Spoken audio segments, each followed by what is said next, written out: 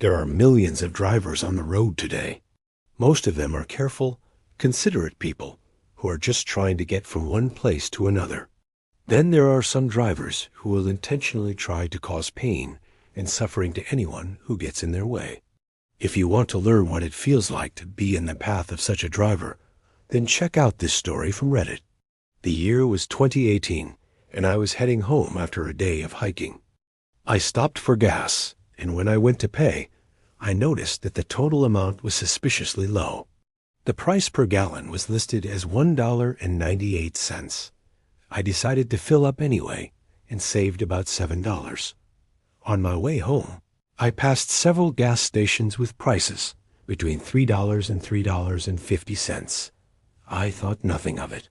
That was until I checked my credit card statement a week later.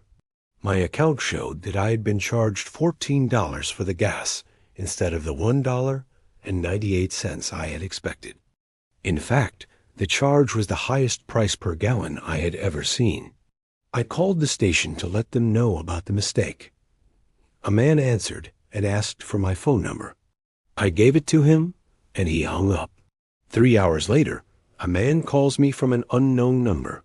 He introduces himself as the manager and apologizes for the error. He says he is sending me a check for the difference. I thank him and hang up. 1 week later, I received a check for $14 from a company that wasn't even affiliated with the gas station. I was shocked to see that the check was made out to cash. So I took it to my bank to verify that it was legitimate. The cashier confirmed that the check was fine, but recommended that I deposit it directly into my account rather than cashing it. I did as she suggested, but then I noticed that the signature on the check did not match the printed name of the manager. Still, I had no reason to suspect foul play. The following Saturday, I went to the grocery store. While waiting for the cashier to ring up my items, I checked my phone and saw 2 charges for $14 from the previous week. In both cases, the checks were also made out to cash. Confused, I called my bank to find out what was going on. Fortunately, the helpful manager explained that the checks were being returned due to the signature discrepancy. She said, "Checks aren't usually returned like this, unless someone tries to cash them more than once." She explained that most companies have a system in place that alerts them whenever someone tries to cash a check that has already been cashed. On Tuesday of the following week, I received a phone call from a woman who claimed to work at the gas station. She said that she was calling to follow up on a check that was written to me. I explained that I had already been contacted by her manager. She apologized and said she would have her boss call me. I agreed. Later that day, I received a call from the manager who profusely apologized for the error. He asked if I could wait a few days for the company to issue a replacement check, and I agreed. On Thursday, I received another call from the station. This time the manager told me that the owner of the company refused to issue any additional checks. He said that he was sorry, but there was nothing he could do.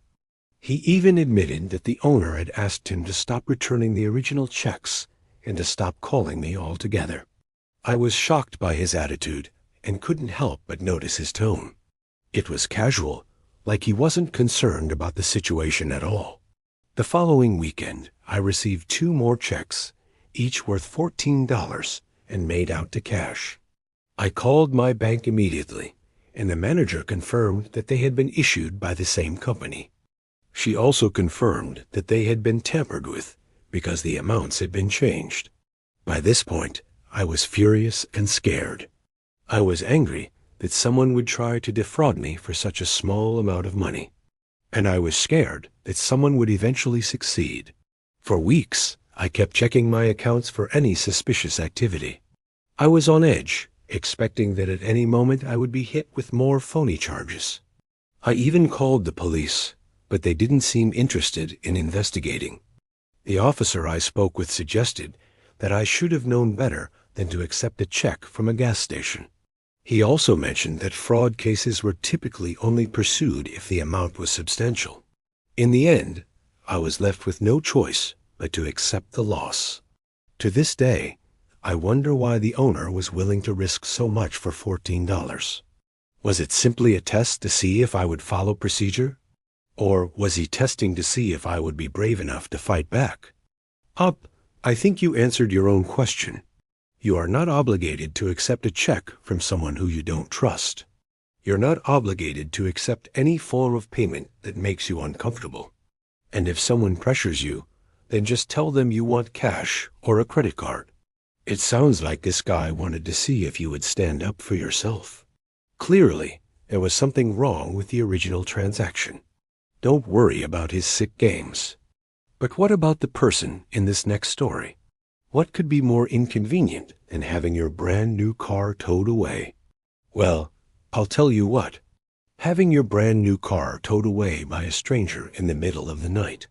It was Friday evening, June 2017, the day before my 21st birthday. I had just bought a used car, a 2012 Ford Fiesta, and was taking it home for the first time. My mom lives about 30 minutes away from my school, so I decided to leave it at her house for the weekend, so I could pick it up on Sunday when I went back to school. My mom was going out of town for the weekend, so I texted my brother to let him know that I'd left the car at the house. He said that was fine, but to text him when I was on my way back to school so he could come pick me up. I parked in the driveway, popped the locks, and went into the house to use the bathroom and chill out for the night. About 2 hours later, I heard a loud bang. I went outside and saw my car was gone. I immediately texted my brother, and he responded, "What did you do?" Confused, I asked what he meant, and he replied, "Why did you move your car?" I was confused. I hadn't moved the car. I double-checked with my mom to make sure she hadn't moved it either, and she hadn't. We went on the Ring doorbell cam and saw that it was fine at 9:30 p.m., and then a tow truck arrived at 11:15 p.m. and hooked it up. The kicker, the tow truck was clearly labeled with the name and number of our local towing company. I immediately called my brother and asked him to call the towing company to see where they took my car. It turns out they brought it to an impound lot, but they hadn't impounded it. Someone had requested that it be towed, and they towed it. The crazy part, the person who requested it was my brother. My brother said he had no idea why he did that, and that he would fix it. I got my car back, but I was furious at my brother.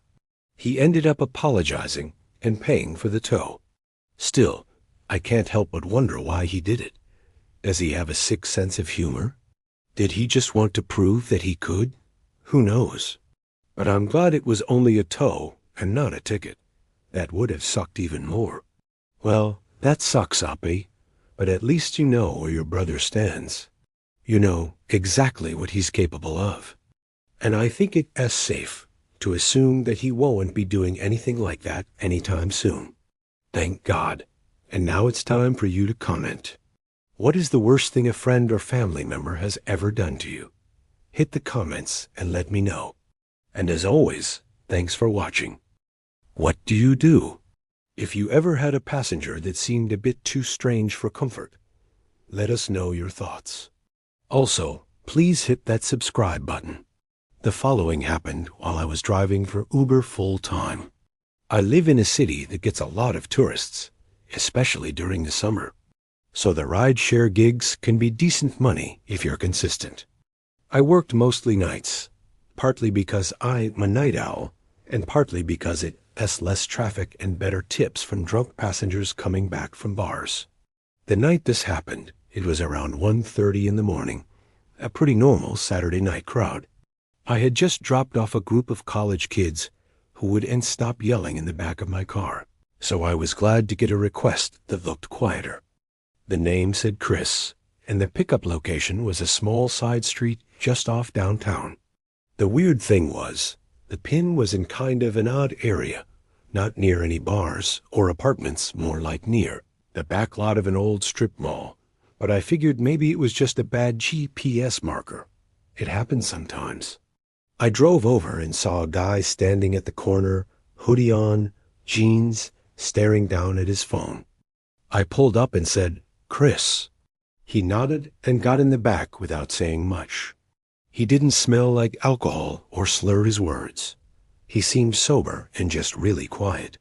He didn't say hello, nor did he answer when I asked how his night was going. Some people just aren't talkers, so I didn't think much of it. I started the ride, and the drop-off was on the opposite side of town, 25 minutes away, in a suburban neighborhood I'd been to, maybe once or twice before. The thing was, it was dark out there, like no street lights in some areas, pretty isolated. I noticed about 5 minutes into the trip that Chris had his phone out, but he wasn't texting or calling anyone. He was holding it flat in his lap with the flashlight on, just shining the beam upward, slightly toward my seat. I asked him, kind of half joking, "Everything all right back there?" He just mumbled, "Yeah," and then turned the flashlight off. The next 20 minutes were dead silent, just the hum of the engine and a weird tension building in the car. I don't know how to describe it. Something just felt off about this guy. Not threatening, but definitely unsettled, like he wasn't really there. We got to the neighborhood, and I followed the GPS to the house, but as we pulled up, I noticed it was totally dark. No porch light, no inside lights, nothing. I asked, "Is this the right place?" Chris didn't answer. He just sat there. I turned around and looked at him. I repeated myself a little louder, saying, "Hey, is this it?" He stared past me out the window. I repeated myself one more time, and finally he nodded. So I put the car in park and said, "Have a good night." He didn't move. He just sat there. So I asked again, "Are you good?" He finally reached for the handle and stepped out, but he didn't close the door. He just stood outside the car with the door open, facing the house. I sat there waiting. A few seconds passed, then 20, and then a full minute. I was just about to say something when he suddenly turned around, looked at me through the open door, and said, "I need to go back." I blinked and said, "Back where?" He said, "Where you picked me up." His tone was flat, with no emotion. I didn't know what to say. That was a 25-minute drive, and it wasn't like I could just reverse the trip. I told him he'd have to request a new ride, but he begged me, saying, "Please, I need to go back." I told him again, "You need to request it through the app." That's when he said something that sent chills up my spine. He said, "I can't. They're not gone yet." My only response could be, "Who's not gone?" He didn't answer. He just stood there, still holding the door open, and I noticed he was breathing heavily. At that point, I started getting seriously uncomfortable. I said, "Look, I can't just start a new ride unless you request it." He stared for another second, then slowly backed away and closed the door. He walked toward the house, even though it was pitch black and looked empty. I waited until he got to the porch before I pulled off. The moment I turned the corner, I ended the trip in the app and started heading back toward downtown. A couple blocks down, I stopped at a 24-hour gas station to use the bathroom and get a drink. I parked at the side of the building, went inside, and came back out maybe 4 minutes later, and when I got back to my car, I felt like my brain short-circuited. Chris was sitting in the back seat. Same hoodie, same expression. I thought I had locked the doors before going inside, but somehow he was in the back of the car. I opened the driver's side door and stepped back in slowly, keeping my eye on him through the mirror.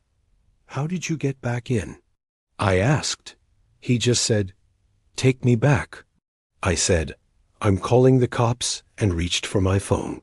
That's when he leaned forward, close enough for me to hear his breath, and said, "They're still in the house."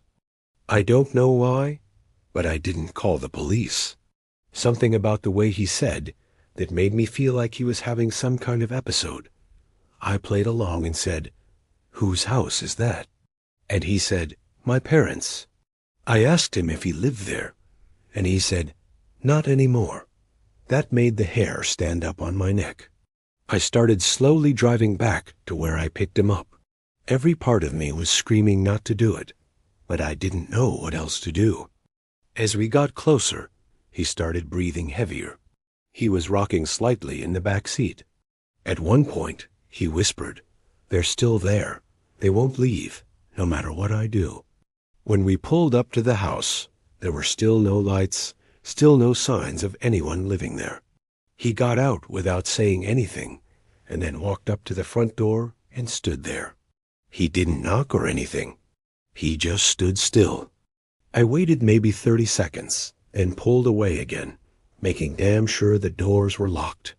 I drove 3 blocks, parked under a streetlight, and sat there for 10 minutes, trying to process what just happened. I debated calling the cops, but what would I even say? That a guy got into my car twice and said weird things? There was no crime, technically, as far as I knew, so I just drove home and didn't sleep that night. The next day, I reported the ride to Uber, and honestly, I regretted not reporting this to the police because the man might have been sick in the head, needing help. I hope he didn't hurt anyone. Who knows if that house was even really his parents' house, or if he was just having a manic episode. That was scary. I'm glad you got out of that situation. Okay, but what would you do in this situation? Let me know your thoughts in the comments below. If you enjoy these type of stories, check out this playlist I have right here. Also, please make sure you subscribe if you haven't already. Thanks for watching. I'll see you next time. I'm an 18-year-old girl that lives alone in my apartment with my dog. I live about 8 miles out of town, so getting food delivered can be a hassle sometimes. I never thought anything of Uber Eats being bad. You may hear some stories, but never think they will happen to you. At least that's what I thought. It was Friday evening. I was cleaning my apartment, getting ready for my boyfriend to come over. We're long distance, so I only get to see him on weekends, so I usually try to get it cleaned up before he arrives on Saturday. I had been cleaning for about 2 hours, and it was past 6 p.m., so I was feeling hungry. I didn't want to make a mess, as I just cleaned them all and cleaned the kitchen. I decided to order food so I wouldn't have to make a mess. I ordered my food and got the notification that my driver was on his way and driving a white Honda Fit Sport. I'm a young girl living on my own, so I have my delivery instructions set to leave my order at my door for contactless delivery. I was sitting in my living room, watching TV, when I got the notification that my food was delivered. As soon as I got that notification, I jumped up, eager to get my food. I was starving. When I opened the door to grab my food, it wasn't there, so I thought maybe he set it at the wrong door. But looking down at all the doors, none of them had the food at them. So I went back in and was going to message him when I heard a knock at my door. It was my next-door neighbor. He was holding my food. He said, "Hey, sorry, I picked up your food from your delivery driver because he was looking through your windows, and I wasn't sure what he was doing." I took the food and thanked him, wondering what the hell just happened. I went back in, ate my food, and enjoyed a movie.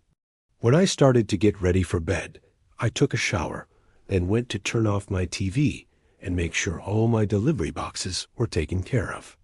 I laid down in bed, called my boyfriend, and eventually ended up falling asleep. I woke up a few times during the night to my dog growling at the window or the back door. My dog isn't a huge, scary dog. He's a small 5 pounds Morkie, but it's still pretty scary when he growls at something and catches you off guard. I finally got him to calm down and go back to sleep. It wasn't even 15 minutes later that I woke up to banging on my window. My dog started going crazy, barking, growling, and even whimpering. I couldn't move in my bed. I took the bed sheets and pulled them over my head, just leaving enough to not cover my eyes so I could see the window. I called the police and whispered into the phone quietly. I explained that someone is in my backyard and my window doesn't lock, and so I couldn't move. She told me to go to a different room, and police would be at my apartment shortly. I ran to my kitchen and grabbed a knife, just waiting to see blue and red lights or hear sirens. It felt like forever. I looked out the window of my kitchen and never expected to see what I saw. The Uber driver's car that delivered my food, his car was parked across the street from my apartment. When you open the door to my apartment, there is a large open field to the left that is used for parking trailers and letting dogs play. He was parked there, but I didn't see anyone in the car. I put two and two together and thought to myself, he's in my backyard. The police finally arrived. I could barely even speak. I was shaking and crying. I explained to one officer what happened while the other went to check out my backyard, which is where my bedroom window is. Another officer who arrived went to check his car because it was still in the field, but he wasn't in his car. The two officers came back and started talking with the officer I was speaking to, telling her there's footprints in my backyard, which it had just rained the night before, so it was very muddy outside. I started panicking once I heard that, not just because that's not what you want to hear, but also because where was this guy if he didn't come back arrested with the cops and wasn't in his car? My neighbor came outside to see what was going on. The officers explained what was happening. Then he spoke about how he picked up my food for me earlier that day. The neighbor invited me to sleep over at his apartment for the night, if it made me feel any better. Oddly, I passed on the offer, and when all the cops left, I went back into my apartment, thinking it was all over. I took a few hours to get comfortable enough to fall asleep, but at 2 a.m., I woke up to banging on my front door and heard, "Police!" There's no way this is happening right now, I thought to myself. I got up and went to my front door, scared to open it. It was the woman I spoke to earlier. She explained they stayed at my apartment, hidden, to watch for that guy in case he showed back up, and he did.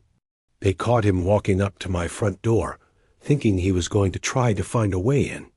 My heart fell to my stomach when I heard her say that. She then explained he was arrested, and I don't have to worry about him anymore. I thanked her and went back to try and sleep. Unfortunately, I couldn't fall asleep this time. I also don't use Uber Eats anymore when I'm home alone. Thank you guys so much for listening to my story. If you like my story, please leave a like and subscribe. And if you have a story you want to share, click the link in the pinned comment to submit it. Thank you guys again for listening, and I'll see you soon. After my eyes were set back on the map, I realized something was wrong. The route he was taking us wasn't the one that was agreed upon when Sarah made the request on her phone. I understood this because the street names she had shown me previously didn't match the ones I was now seeing outside. Of course, I couldn't know this for sure, but it was the only deduction I could make based on the situation itself. I then turned to Sarah and asked, "Are we being kidnapped right now?" But I was actually more scared to ask this than I was worried about the actual possibility of us being kidnapped. I knew how unlikely that was, but the thought had crossed my mind at the time, and I had spoken it aloud. After asking this, the man suddenly slammed on the brakes, and the van lurched forward. I was taken off guard by this, and my eyes popped open as I was thrown forward. In that moment, I knew that if we were being kidnapped, I probably wouldn't survive the next few seconds. Sarah held on to my arm tightly and shouted, "What the hell was that?" at the driver. He didn't respond and simply turned his head toward the passenger window to look out of it. I must admit, after hearing this, my heart rate slowed considerably. If he had reacted to Sarah's question, my heart would have been racing and I'd have been on edge. But the fact he didn't say anything at all let me know he likely wasn't going to kidnap us and drive us to God knows where. This made me feel a lot better. Even still, I was concerned we weren't going to make it back to our hotel, and instead would be dropped off somewhere dangerous because of the strange behavior of the man driving us.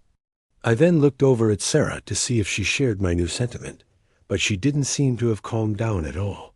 She continued to stare at the map on her phone, likely trying to figure out where we were and where we were going. I can recall thinking at the time, we're screwed. And I remember feeling kind of scared. I remember thinking to myself that this was the end for us, that this was where it would all come crashing down. But this feeling was quickly replaced by one of confusion. After about 15 minutes of silence, the man came to yet another stop. I opened my eyes and turned my head toward the front of the car to see that we had stopped in front of a large building. I was confused by this because I knew this wasn't the hotel. I'd seen Sarah's phone, and I'd been paying attention to the streets. I turned to her and raised an eyebrow, questioning her with my eyes. She looked back at me with the same emotionless expression she'd had since the incident with the brake, and she simply shrugged. At this point, I was frustrated and mostly confused. I wanted to get back to the hotel, take a nap, and wait for Sarah's family to arrive. I couldn't understand why this guy would take us to a random building and why he hadn't said a word to us during the entire ride thus far. To say I was getting annoyed was an understatement. I turned back to the front seat and yelled, "Aren't we done? Where's the hotel?" Still, no response. He simply stared ahead of him. I then noticed the lock button for the car doors was illuminated on the dashboard, meaning that they were locked and we couldn't get out. This enraged me, and I began to panic. I tried the handle on the door to confirm my suspicion that it was indeed locked. Of course it was. Why wouldn't it be locked? What was this guy playing at? Was he joking? Was this some sick joke to him? Or was he messing with us? I tried to keep calm and reason with the driver, but no use. All I got for effort was a fine. I don't want to describe in detail what I said to the man, but I was furious. My blood was boiling. There's a special place in hell for people who do things like this. I told him I'd be saying a prayer for him. I was so angry. I felt like punching him through the back of the car, but there was nothing I could do.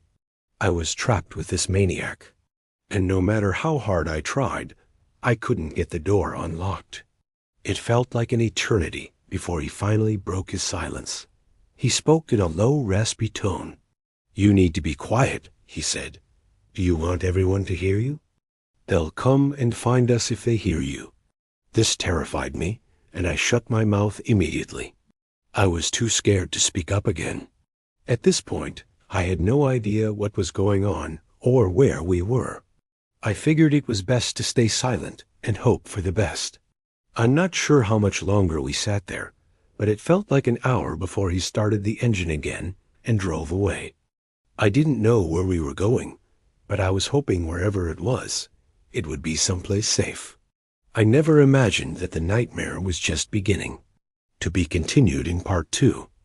It didn't take me long to realize that the way we were going was not the way the route had said. In fact, it was the opposite way. I tried to ignore it and figured maybe it was just a new route. But after a couple minutes, I noticed some very concerning things. First, the house numbers started repeating, and when I checked the street name, it was different. I quickly looked over at Sarah, who was trying to ignore it just as I was. I nudged her to try and get her attention. She turned towards me with her eyes half closed, obviously tired. "Everything okay?" she asked drowsily.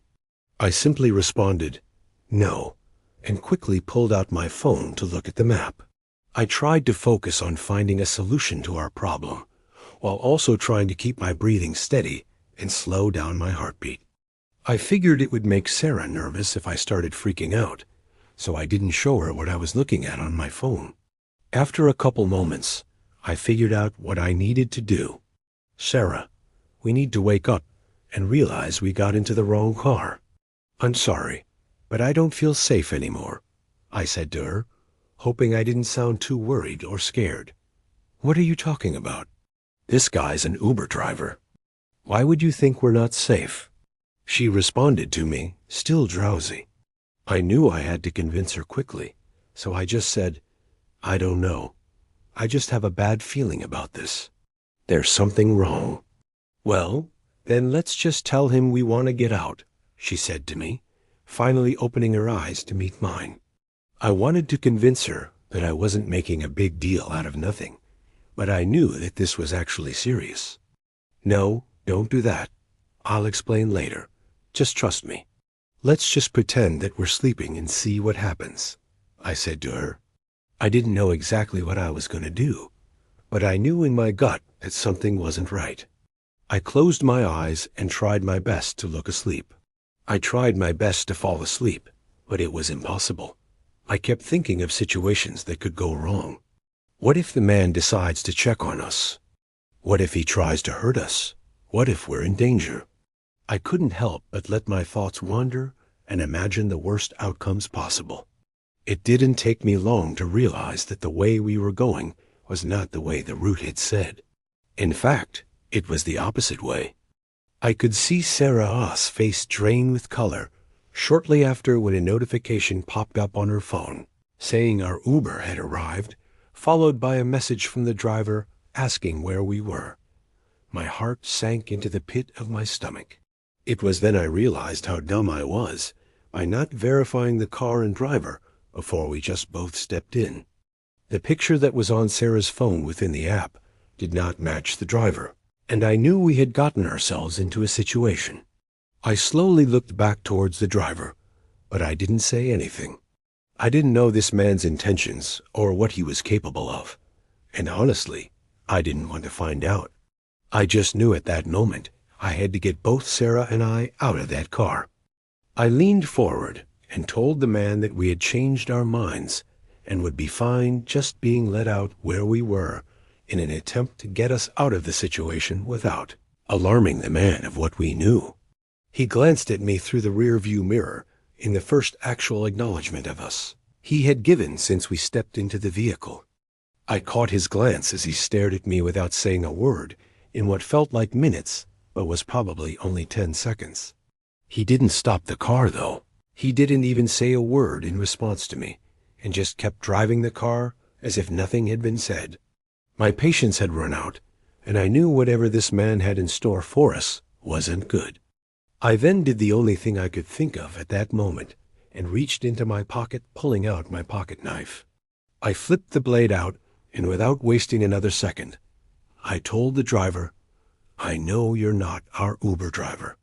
I don't know what your plan is here or what you think you're about to do to us, but I have a knife, and if you don't pull this car over right now, I have no problem using it." The driver's eyes quickly looked at me again within the rearview mirror, and I knew he could see the knife gripped tightly in my hand. He quickly pulled the van over, and I heard the doors unlock. Sarah and I wasted no time in getting out of that car as fast as we could. The moment we were both out, the man sped off. We quickly took a moment to gather ourselves, as Sarah was having a panic attack, and I myself was still wrapping my head around what the hell just happened. Sarah quickly pulled out her phone and responded to our actual Uber driver and informed him of our location and asked if he could come pick us up. The actual driver arrived within a few minutes, and this time we made sure it was the right one.